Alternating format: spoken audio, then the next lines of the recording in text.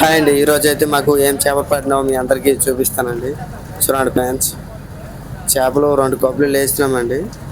ఇప్పుడు ఆ అబ్బాయి ఉన్నాడు కదా, అక్కడ అన్ని చిన్న సైజు సోర చేపలు వచ్చినాయండి. ఇంకో కప్పులు లాక్కున్నామండి. దాని లోపల ఏం చేపలు ఉన్నావో మీ అందరికీ చూపిస్తానండి. ఎక్కువగా అయితే ఈరోజు వేటకు చిన్న సైజు సోర చేపలు ఎక్కువగా పడినాయండి. చూడండి ఫ్రెండ్స్, ఇంకా ఉన్నాయండి మా ఇంట్లో చేపలు ఉన్నాయండి. చాలా చాలా చేపలు కూడా ఉన్నాయండి మా ఇంట్లో. ఈరోజు వేటకి ఏంటంటే మొత్తము కరోనా కప్పులు ఎక్కువగా వచ్చినాయండి. ఇటు పక్క ఉంటాయి కరోనా కప్పులు అన్ని ఫస్ట్ లాక్కొని తర్వాత చూడండి ఫ్రెండ్స్, ఇటు పక్క కనిపిస్తున్నాయి కదా. ఈ చోరు చేపలు ఏంటంటే ఐస్ ఎగిపోతే త్వరగా డ్యామేజ్ అయిపోతాయండి. చూడండి ఫ్రెండ్స్, ఇవన్నీ కరోనా కప్పులు అండి. మన సైడ్ అయితే ఇంకంటారు ముళ్ళుల కప్పులు అంటారు, కానీ ఇక్కడ అయితే కరోనా కప్పులు అంటున్నారండి. చూడండి ఫ్రెండ్స్, ఈ కరోనా కప్పలతో పాటు చిన్న చిన్న ఒక్కొక్కటి కానాకడత చేపలు, అడుగు చేపలు, చావాల చేపలు, ఎరకోల చేపలు మధ్య మధ్యలో ఉన్నాయండి. చూడండి ఫ్రెండ్స్, ఈ కప్పల కంటే చుట్టుపక్కల ముళ్ళు ఉంటాయి, చులకనే ఉంటాయి, కానీ బోటు మీదకైనా చేతిలో పట్టుకుని కూడా ఉబ్బిపోతాయండి. ఇలా మొత్తము ముళ్ళే అయిపోతాయి. దానికి ఎక్కడైతే కరోనా కప్పలు అంటారండి. చూడండి ఫ్రెండ్స్, ఇంకొక కప్పులు లాక్కుంటున్నామండి. దాని లోపల కూడా ఏం చేపలు వస్తాయి అనేది, ఏ రోజుకి ఎన్ని రకాల చేపలు పెడతావో మనం చెప్పలేమండి. బోట్ లోపలికి వస్తేనే తెలుస్తుంది. చూడండి ఫ్రెండ్స్,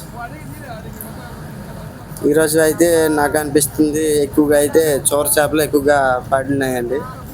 పెద్దవి కూడా కావండి, చిన్న సైజు చోర చేపలు. ఇక్కడైతే పెప్సీ అంటారండి. చూడండి ఫ్రెండ్స్, ఏం చేపలు ఉన్నాయో చూస్తామండి.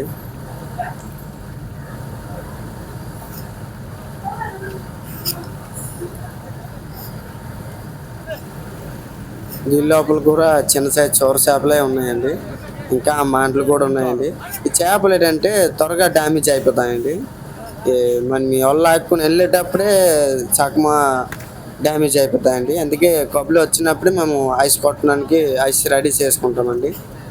చూడండి ఫ్రెండ్స్, ఫస్ట్లో అయితే కరోనా కప్పులన్నీ బోటు మీద లాగేసుకున్నామండి. మరి చోర చేపలు అన్నీ చనిపోయాయి కాబట్టి అన్ని కింద కలిపోయాయి. కరోనా కప్పలు అనేది కట్టలాగా ఉంటాయండి, చులకలు ఉంటాయి. అవి చనిపోవడం కూడా ఈదను కూడా కొద్దిగా తేలుకొనే ఉంటాయి. అందుకే మొత్తము కరోనా కప్పలన్నీ బోట్ లోపలికి లాగేసుకున్నామండి. లైట్ ఇవి అవి కలపమండి. ఇటు పక్క కరోనా కప్పలు వేస్తున్నాము, అటు పక్క చిన్న సైజు సోర చేపలు వేస్తున్నామండి.